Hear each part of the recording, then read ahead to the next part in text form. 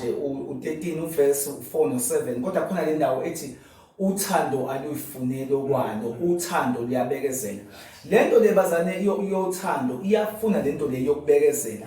Ngiye ngithi umuntu bazalwane o-selfish noma owazi ukuthi umuntu uyena kuphela angeke azakwazi ukuthanda bazalwane, ngoba mayithi uthanda luyifunela okwayo. So kwesinye isikhathi it's not even about wena as a person, it's more about abantu laba obathandayo, ngoba uthando futhi khona eke yathi uthando liyasibekela.